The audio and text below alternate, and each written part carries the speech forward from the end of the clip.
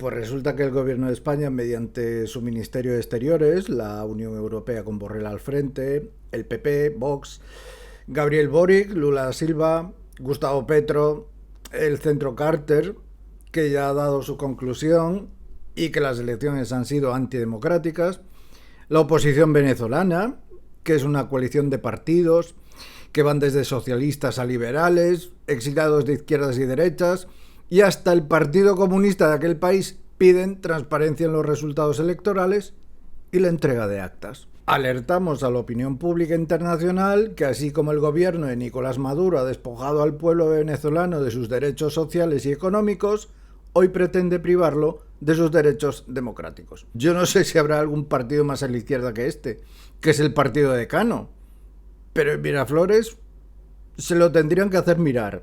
Ya son demasiadas voces y ya son demasiados colores diferentes los que piensan que algo huele a podrido al sur del Caribe. ¿Y quiénes apoyan los resultados? Y no piden actas. Pues los transparentes: China, Irán, Rusia, Cuba y Corea del Norte, si me apuras. Y aquí, aquí Podemos. Después está la Yolanda Díaz, que como buena gallega, ni sube ni baja. Aceptamos que el agua es transparente y aceptamos barco como animal acuático. Después está el típico tipo que sale a la calle a preguntar cuántas veces se ha votado en Venezuela con el chavismo e infla el pecho porque han sido 31. En el régimen nazi la gente fue a votar. En el de Franco, y aquí le doy toda la razón a Ortega Smith, también se votó. En el de Salazar en Portugal también, y durante el régimen soviético también. Pero qué casualidad, siempre se daba el resultado que interesaba al régimen, cuando una característica que tiene la democracia es la alternancia en el poder. Así que, si en 31 ocasiones sale el mismo resultado que da el poder al mismo partido, organízate y lucha o huye. A todo esto, ¿alguien me puede decir exactamente qué es la izquierda globalista? Supongo que será el mismo que me aclare lo que es la derecha república independiente de su casa. ¿Eso existe? Supongo que será el mismo tipo de gente que se junta en Facebook para defender el individualismo. O de más pollada salida de la ingeniería social, que solo habita en la imaginación de algunos. Cada vez estoy más convencido que al volante del mundo no hay nadie. Nadie. Y si no, pues que alguien me explique qué tal le va a Google o a las tecnológicas yanquis en China, en el sudeste asiático o en Rusia, en donde copian y venden todo lo copiable y vendible de Estados Unidos. ¿Putin qué es? ¿Socialista, comunista, capitalista, zarista? Putin es putinista. Bueno, estábamos con Venezuela, ¿no? Yo puedo entender hasta el papel de mediador, de Zapatero, entre muchas comillas, entre sus supuestos negocios por allí, sobre si todo esto tiene algo que ver con esa agencia de publicidad que tienen sus hijas en el Paseo de la Castellana, buscando gamers en Venezuela, aunque tenga que ver también con la liberación de algún preso político que otro, del régimen de Maduro, a mi modo de ver. Lo del apoyo de Monedero ya me cuesta entenderlo más, o sea, que no lo entiendo, porque en vez de escarmentar, ahí lo tenías, bailando en Caracas como si aquello fuera una fiesta, en un país en donde quien puede huye y en donde ancianos se manifiestan aun a riesgo de perder su vida, cosa que me parece admirable. Por otra parte, no me gusta que se entorpezca el trabajo de la prensa. Respire por donde respire y por muy chafardera que sea. Me alegré mucho de la liberación de Kake Minuesa, lo digo en serio. Me alegré de la presión de Vox y el PP hacia Álvarez, porque una detención en Venezuela no es lo mismo que en España. Aquello debe ser la dimensión desconocida. Dicho esto, ya cosa diferente, es lo que piense de ciertos informadores y la diferencia entre un secuestro y una detención. Algunos de estos que apuran a hacer vídeo y poner chorradas en sus redes y que les importa un huevo publicar mejor, más bien publicar antes, con todas las trolas de por medio, y la mayoría de las ocasiones sin tener ni puta idea de lo que pasa, como es el caso de esta mujer. Han secuestrado a Kake Minuesa en Venezuela por informar sobre el proceso electoral. Nada se sabe de su estado. Nada se sabe de su estado. No, ni en Venezuela, ni aquí, ni en Suiza, cuando detienen a alguien. Porque tienes que ir averiguando en qué comisaría está. Así que no esperes saber nada de él cuando cuelgas un vídeo a los 20 minutos del suceso. ¿Y tú eres abogada? ¿Esto no lo sabes? Me parece que has pisado tantos juzgados como Rubén Gisbert. Por ahí está la cosa. Por eso que huele a, como dice Bisbal, bulería dentro del alma mía. Muy raro. Como a cerrado. Begoña, herpes, he visto fachadas de cemento armado más blandas. Me muero. Me muero. Sobre todo porque lo que buscan es solo monetizar el vídeo. No les vendría nada mal repasar vocabulario. Porque el secuestro tiene una característica y una palabra que lo define. Y es rescate, como dice la RAE. Y que sus acepciones van por orden jerárquico. Y que yo sepa, ni este periodista ni Exteriores nombran nada de eso. Así que es una detención. Dura, pero una detención. Y sí, en el caso de Kake, también hay algo que me huele raro. No suele pasar y no se suele oír a un reportero corresponsal de guerra que antes de trasladarse a una zona de conflicto cuelgue un vídeo diciendo que tiene miedo y que volveré pronto, eso espero. ¿Predisposición a la audiencia con carga emotiva y dosis de dramatismo? A ver, que digo que a gente como Gervaso Sánchez, David Jiménez, Pérez Reverte o Jon Sistiaga nunca les he oído nada parecido. Vamos, que no es normal. Me trataron como un terrorista. Bueno, ¿y a dónde creías que ibas? ¿A por aventura? Y si no, que le preguntan al misionero que se fue a Nueva Guinea y que los de allí lo recibieron con júbilo. Y tanto júbilo tuvieron que para celebrarlo hicieron un estofado. Pero lo entiendo. Entiendo que si dices detención no impacta de la misma forma que si dices secuestro. De purrias informativas antagónicas como Diario Público y OK Diario me fío lo mismo que de un vendedor de crecepelo. Os lo dice un calvo. Son como los yados de la información pero sin esteroides. Y de Eduardo Inda y sus creaciones como Alvise Negre o Quiles, menos. No hay más que ver la última entrevista de Inda con Abascal y sus intentos para tirarle la lengua a la hora de preguntarle, también de forma preconcebida, ¿qué opina sobre el deleznable de Alvise? Y así, haciendo como que no se acordaba de su nombre.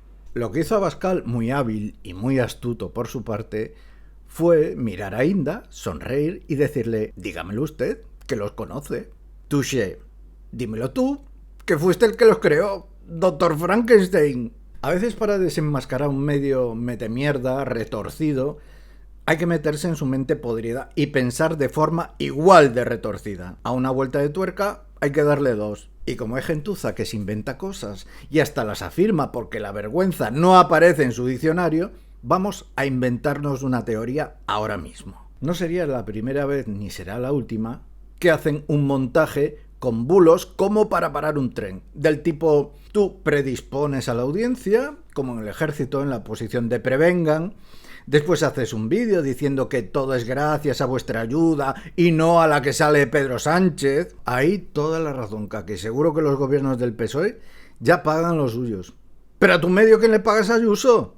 400.000 pavos. ¿Pero qué me estás contando? Pero si la gente hoy en día los medios ni pincha ni corta. Bueno, después te vas a Caracas, montas un follón de esos de los tuyos, sabiendo que estás señalado, te detienen, presionamos al gobierno con ayuda a la oposición, tiramos de voz y parroquia en redes junto a youtubers, tuiteros y tiktokers, hacemos que rule lo del secuestro y no sé qué más ocurrencias y ya tenemos comidilla para una semana. Además, ante una buena parte de nuestra audiencia, que es subnormal, te presentarás como un héroe. Maduro no tiene muchas luces, pero no pienso que sea tan gilipollas como para crear un conflicto internacional porque ha hecho desaparecer a un periodista español. Lo dicho, solo es una impresión, pero conociendo a todos estos y cómo se las gastan, para mí que todo esto estuvo planificado desde el principio. Diría que hay precedentes, su forma de operar siempre es la misma, tiene robustez, estas prácticas se prolongan en el tiempo, mantienen su inercia y replican, es decir, siguen un patrón. Ahora, si yo tuviera poder, herramientas y dinero para viralizar esta teoría, solo quedaría hacerla correr como la pólvora y ya tenemos la difamación hecha. ¿Veis qué fácil es cuando se tienen muchos medios y cero escrúpulos? Pero, como se dice en el cine, cualquier parecido con la realidad es pura coincidencia y no tengo estómago para hacer esto. A muchos todavía nos queda una pizca de moral. Por cierto, ¿habéis visto alguno de sus reportajes en Caracas? Si es que son de risa, por no decir de pena. Que sí, que Caracas y por extensión Venezuela están fatal por culpa del chavismo. Hay toda la razón. Pero no es la franja de Gaza, ¿eh? De la que no dice ni mu. No son de los suyos y no hay nada que rascar. Aunque por allí vivan cristianos. A ver si algún día lo vemos por aquellos sitios entrevistando a los de Hamás o a los críos palestinos. Estaría genial. Vamos, yo firmaba en Change.org y le daba un Pulitzer. Pero me parece a mí que ya puedo esperar sentado con un puro en una mano y un daiquiri en la otra. Y es que algunos tenemos la manía de consultar otras fuentes y otros boletines oficiales de comunidades autónomas para saber que los principales medios de comunicación se financian a través de subvenciones, holdings y patrocinadores. La época aquella de financiarse con el precio del periódico pasó a mejor vida y hoy son campañas de fidelización para atraparte en la burbuja a modo del show de Truman. Y a veces, por pelota, buen chaval y mejor afiliado, te dejan escribir algún artículo de opinión o te publican una carta al director. Como dije en el anterior vídeo, así funcionan las tragaperras, con lo que se llama refuerzo intermitente. Lo más seguro es que no se las publiquen a la españolita de a pie, pero a veces suena la flauta de Jamelín. Ahora viene la otra cara de la moneda, el caso de Pablo González, de nacimiento Pavel Rutsov. Según las fuentes que manejes, unos te dirán que es un espía ruso y otros te dirán que es un periodista extremadamente metódico en su trabajo. Hay un montón de noticias de un montón de medios diferentes que hablan de él, así que os ponéis a leerlas y extraéis vuestras propias conclusiones. Pero claro, este periodista español, sí, español, con doble nacionalidad, rusa española, lo digo para los repartidores AliExpress de nacionalidad, digo que el problema para este periodista es que no es nadie para asuntos exteriores, que solo pide a ver si se celebra juicio oral. Y me voy a abstener de hacer un chiste fácil con Álvarez y lo oral. No es nadie para el PSOE y no es nadie para Vox y el PP. Que aquí la vena patriótica la tienen desinflada. Vete a saber por qué. Y no estamos hablando de que esté 23 horas incomunicado desde febrero de 2022 por allá por un sitio en donde el aire da la vuelta, ¿sabéis? No, está en Polonia, un país de la Unión Europea. ¿Qué le vamos a hacer? Bueno, quizás Pablo González no es nadie porque no es de su cuerda, porque trabajó para La Sexta, Diario Público y Gara. No mueve lo que mueve Caque, no genera valor no en el sentido de calidad informativa, más bien en el sentido de fabricar la viralidad en redes de cierta línea editorial, acompañada de lo antes dicho, granjas de bots, palmeros, influencers, que traen consigo más pasta y más subvenciones. El periodista español Pablo González ha llegado a Moscú junto a otros intercambiados donde fueron recibidos por el presidente ruso Vladimir Putin. Esta operación no es obra del gobierno español ni del polaco, sino producto del intercambio acordado por el presidente Joe Biden, que ha dicho que fue una hazaña de la diplomacia. Desde una parte a otra del mundo y del tablero geopolítico, las negociaciones han logrado el canje de prisioneros y así la libertad de Pablo González. Putin recibe en Moscú a la familia González. Recordemos que Pablo González fue detenido y acusado de espionaje en febrero de 2022 en la localidad polaca de Rostov, donde informaba sobre la llegada de los refugiados ucranianos tras la invasión rusa. Fue detenido sin ningún género de pruebas de espionaje, pero sospechoso por el terrible delito de tener doble nacionalidad, la española y la rusa. Nuestro reportero hispano-ruso ha pasado más de 2 años y 5 meses de cárcel en Polonia. Es triste que el gobierno español no haya jugado ningún papel activo en el rescate, ni tampoco la burocracia estatal polaca haya hecho otra cosa que obedecer y someterse a los deseos del gobierno norteamericano. Se llaman occidentalistas y democráticos, pero ignoran principios y conductas.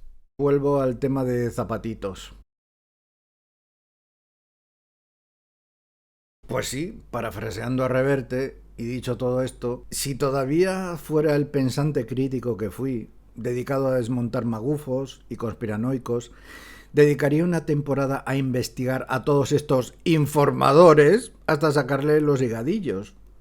Pero solo soy uno que curre en marketing, así que de esto que se ocupen otros. porque entre otras cosas no me suelo fiar mucho del tipo de gente que te manda mensajes por WhatsApp con todo en mayúsculas, emoticonos de explosiones, puntos rojos, signos de exclamación y faltas de ortografía.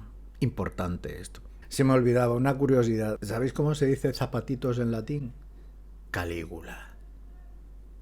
Y también se me olvidaba. El otro día dije que sería necesario regular la prensa y no estaba pensando precisamente en Sánchez, más bien en órganos independientes. Pero por si hubiera alguna duda, y para los nostálgicos que respiran por regímenes pasados, decirles que la ley que regula la prensa hoy en día es la 14/1966 de 18 de marzo. 1966. Llamada Ley de Prensa e Imprenta, y que todavía sigue en vigor, pero que no se cumple, porque, no hace falta que diga quién gobernaba en 1966 con Fraga Iribarne como ejecutor, y también porque de aplicarse, todos los medios estarían obligados a publicar todo lo que al gobierno le saliera del orto. Estoy de acuerdo en que la ventaja que tiene una persona trans, antes mujer, ahora hombre, en muchos deportes supone una discriminación para el resto de mujeres, como la de aquella nadadora, Lia Thomas, que le retiraron las medallas por tener esa ventaja respecto a las competidoras biológicamente femeninas. Hasta ahí bien, ¿no? ¿Lo repito? Sí. Pues le dais para atrás al vídeo. Ahora, sé que para cierta gente supone un deslome importante y un derroche de energía que le fría las neuronas ponerse a leer publicaciones científicas, ¿no? En concreto del campo de la biología, la genética o la medicina. Y prefiere a cualquier chiripitifláutico de estos que suelta lo primero que se le ocurra en TikTok. O del Valor, esto es buenísimo, que tiene la opinión de una escritora de libros en donde un niño vuela con una escoba y tiene una varita mágica. Infobae, sección cultura. Cultura, que ahí entra de todo. No ciencia, cultura. En Milei también opina, claro, que ya estaba con Mendeley plantando guisantes de temporada para vendérselo a Carrefour. Con mercado desregulado, claro. Manías que tiene uno. Desde documentos oficiales de asociaciones de pediatría, medicina de adolescencia o endocrinología, hasta laboratorios y clínicas privadas. Además, he elegido una noticia de un diario que escora a la derecha como La Voz de Galicia y otro de línea editorial liberal como Infobae, por si no queda claro y para que después que si Rojo, que si Bolche, que si Wok, que si Stalin. El hiperandrogenismo es el exceso de hormonas masculinas. Esto puede ocurrir en algunas enfermedades de las mujeres, como por ejemplo el síndrome del ovario poliquístico. Esto genera un aumento de testosterona u otras hormonas androgénicas, lo que provoca cambios de composición corporal. Por un lado está la parte genética, por una gama de trastornos que van desde la más absoluta normalidad, como el recién mencionado, hasta la existencia de un trastorno hormonal, un tumor productor de andrógenos o la diferenciación sexual. Es un abanico de patologías muy amplias y las mujeres pueden padecerlo sin que varíe su condición de género. Después está el exabrupto, como siempre. ¿Pero qué demonios hace Ángela peleando contra un hombre? La testosterona desborda el boxeo olímpico. Chorradas. Un hombre tiene una media de niveles de testosterona entre 300 y 700 nanogramos por mililitro. Una mujer menos de 40. En las situaciones de hiperandrogenismo ovárico veo casos con niveles de 100 o más. Y eso no creo que condicione o les otorgue un mayor potencial, cuando es derivado de un trastorno como ese.